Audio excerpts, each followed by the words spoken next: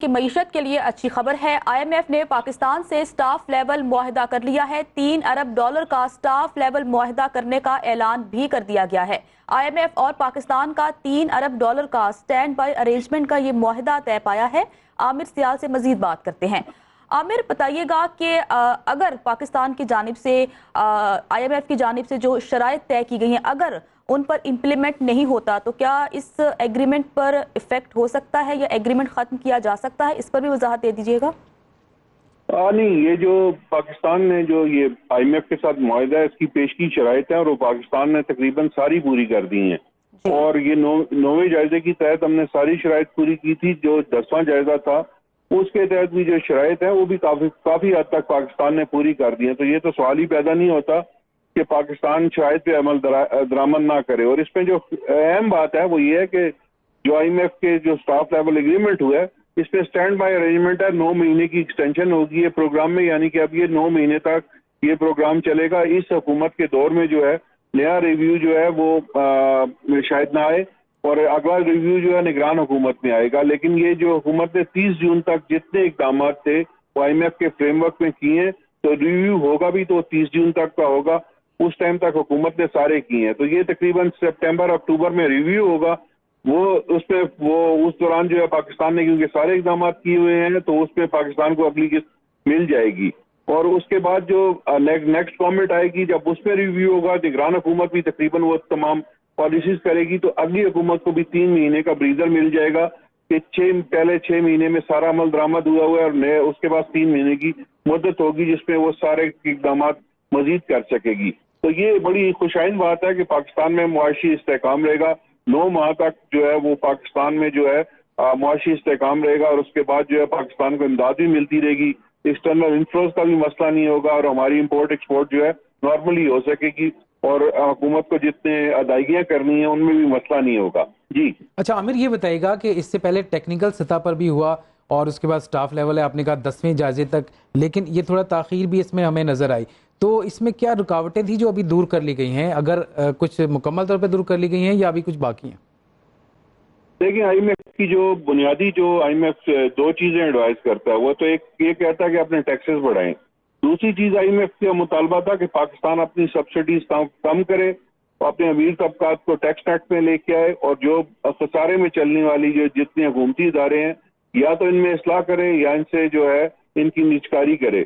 تو یہ بنیادی طور پہ 2 چیزیں تھیں اور پاکستان میں جو پاور سیکٹر کی سبسڈی تھی وہ بہت زیادہ تھی، اس پہ انہوں نے کہا کہ سبسڈی کو ختم کریں۔ وہ آپ نے دیکھا کہ پاکستان نے فروری میں جو ہے بجلی کا ریٹ بڑھایا، گیس کا ریٹ بڑھ گیا اور اس کے بعد پیٹرولیم سیکٹر میں جو ہے پیٹرولیم کی قیمتوں پہ 50 روپے لیوی عائد ہو گئی ہے۔ تو یہ ساری چیزیں تو ہم نے آئی ایم ایف کے کہنے پہ کر دی تھی کہ ٹیکسز بھی لگ گئے ہیں، ان میں اضافہ بھی ہو گیا ہے،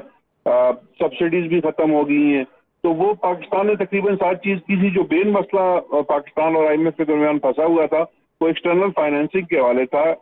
آئی ایم ایف کا یہ کہنا تھا کہ پاکستان اپنے فارن ایکسچینج ریزروز بڑھائے اور اس کے لیے ان کا یہ موقف تھا کہ 30 جون تک پاکستان جو ہے $10 ارب تک اپنے ریزروز لے کے جائے۔ پاکستان کا یہ کہنا تھا کہ یہ آئی ایم ایف کے اگر ہمیں کیس جاری کرتے اور اب ہمارے لیے ایک بیان ہمارے حق میں جاری کرتے تو ہمارے لیے ایکسٹرنل فائنینسنگ لینا آسان ہوگا، کیونکہ سیلاب سے بہت زیادہ تباہی ہوئی ہے اور اس دوران جو ہے حکومت نے بہت زیادہ اخراجات سیلاب سے متاثرہ علاقوں میں کیے جس کی وجہ سے مالی خسارہ بھی بڑھا ہے اور پاکستان کو ایکسٹرنل انفلوز میں بھی پرابلم ہے۔ کام آئی ایم ایف اس پہ کوئی نرمی نہیں دکھا رہا تھا، لیکن جو وزیر اعظم نے انٹرونشن کی ہے، وزیر اعظم نے دوست ممالک کے حکمرانوں سے بات کی اور آئی ایم ایف کی ایم ڈی سے بات کی، اس پہ پھر آئی ایم ایف نے نرمی دکھائی اور اس کے بعد جو ہے ایکسٹرنل انفلوز پہ جو ہے آئی ایم ایف کی نرمی کی وجہ سے جو ہے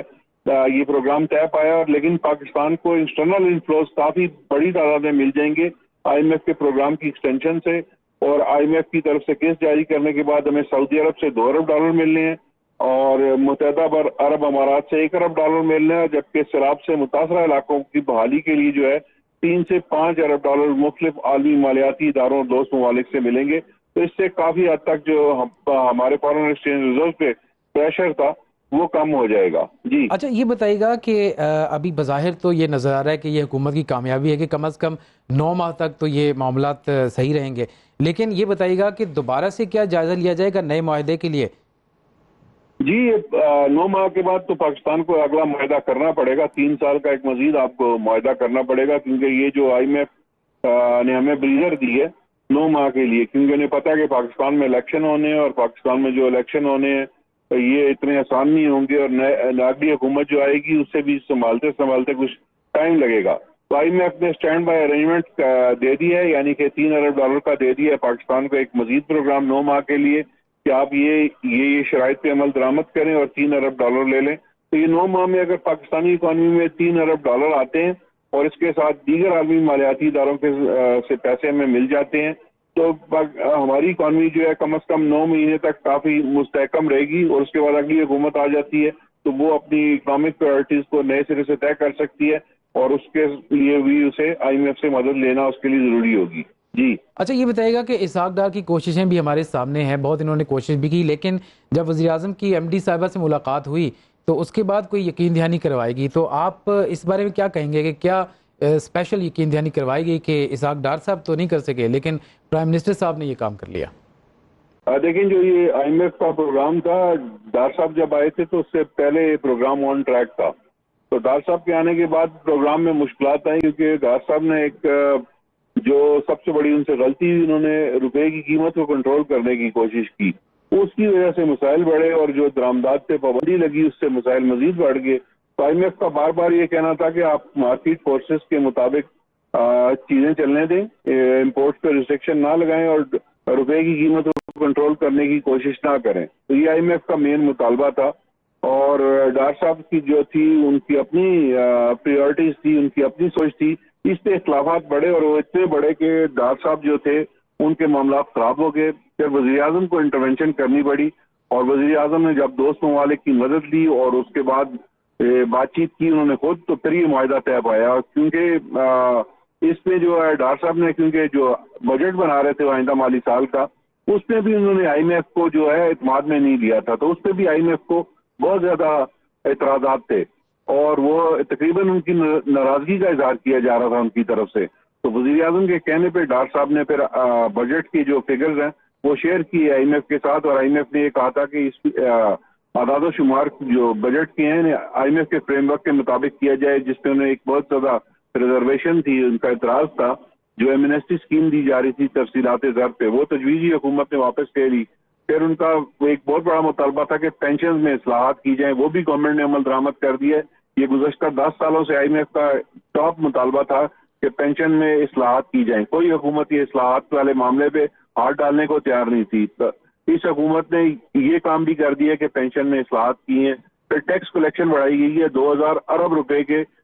رواں مالی سال میں جو ہے زیادہ ٹیکس عوام سے لیے جائیں گے، تو یہ بھی بہت بڑا ایک معیار ہے جو نارمل کنڈیشن میں گورنمنٹ اوائڈ کرتی ہے عوام پہ اتنا بوجھ ڈالنا، لیکن حکومت نے آئی ایم ایف پروگرام بحالی کے لیے یہ اتنا سخت کڑوا فیصلہ بھی کیا ہے۔ لیکن یہ حکومت کا بار بار یہ کہنا ہے کہ ہم نے ملک بچانے کے لیے